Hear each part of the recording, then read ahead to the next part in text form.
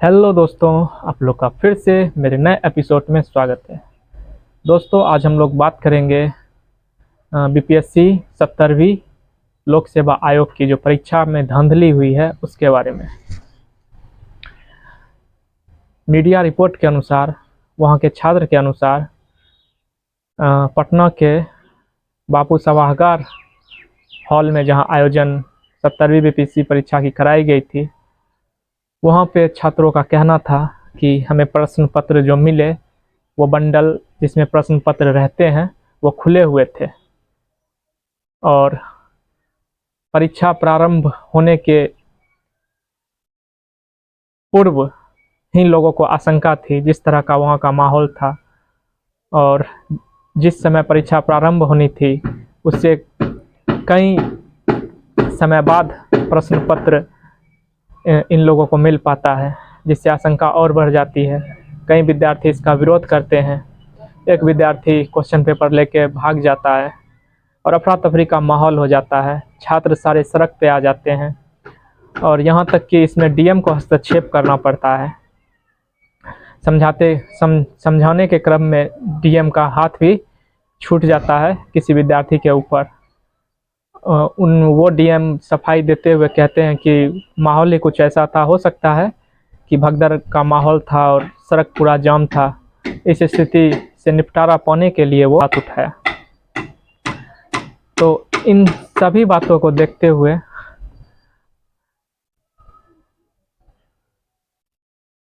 ये मुद्दा यहाँ पे पहुँचता है कि आखिर वो बंडल खुला कैसे, आखिर छात्र ने विरोध शुरू कहाँ से किया, उन डीएम को हाथ उठाने की नौबत ही क्यों आई।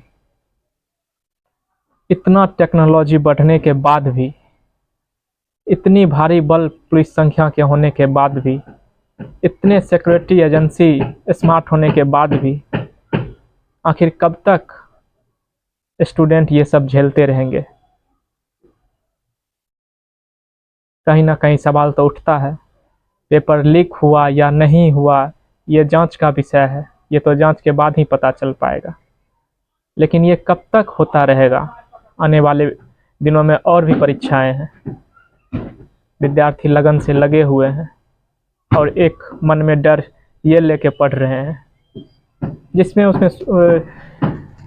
वो विद्यार्थी 100% नहीं दे पाते। उनके मन में डर बैठ गया है कहीं ना कहीं कि कितना भी हाई लेवल का एग्जाम हो, हाई लेवल की परीक्षा हो, पेपर तो लीक होगा ही, सरकार कुछ नहीं कर पाएगी। अभी हाल ही में देखा गया कि नीट का एग्जाम हुआ था, क्या हुआ, कितने विरोध हुए, आखिरकार क्या हुआ, मैनेज कर दिया गया। कहीं ना कहीं पारदर्शिता नहीं लाई गई कि हुआ था या नहीं हुआ था।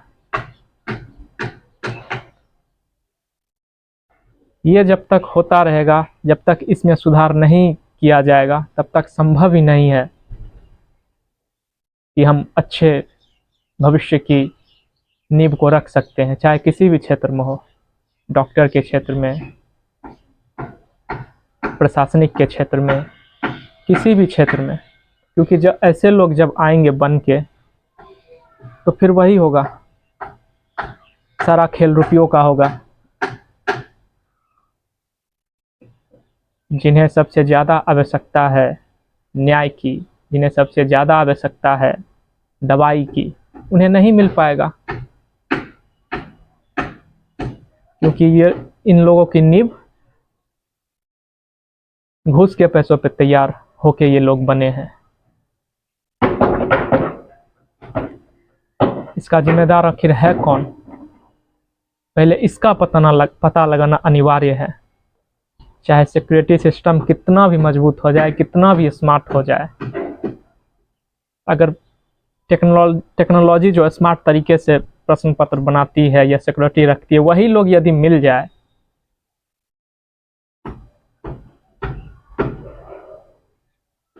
तब तो संभव ही नहीं है कि पारदर्शिता होगी इसमें। 90 का दशक ही ठीक था, जहाँ पे लिखित परीक्षा के अनुसार, उनकी मानसिक शक्ति के अनुसार बच्चे उभर के आते थे। हम जितना आगे जा रहे हैं उससे कहीं अधिक हम पीछे जा रहे हैं अगर वास्तविकता में देखा जाए तो। अब हमें देखना ये होगा कि इतने पेपर लीक हुए हैं, आने वाले सालों में सरकार कौन सी टेक्नोलॉजी लाती है, कौन सा सिक्योरिटी सिस्टम लाती है, जिससे अच्छे छात्र जो भविष्य का निर्माण करेंगे, चाहे वो किसी भी क्षेत्र में हो, जो देश का निर्माण करेंगे, ऐसी कौन सी एजेंसियां आएगी सामने जो इस पेपर लीक के मामले को पूरी तरीक़ा से बंद कर पाएगी। अभी सबसे ज़्यादा आवश्यकता एजुकेशन के क्षेत्र में यही है। हम कितना भी यूनिवर्सिटी बना ले, कितना भी अच्छे कॉलेज बना ले, पढ़ के तो आखिर में वही परीक्षा देनी है, तो क्या फ़ायदा यूनिवर्सिटी बना के। सरकार को चाहिए कि कम से कम इस क्षेत्र को स्वच्छ रखें, क्योंकि यहीं से नींव तैयार होगा मानवता की।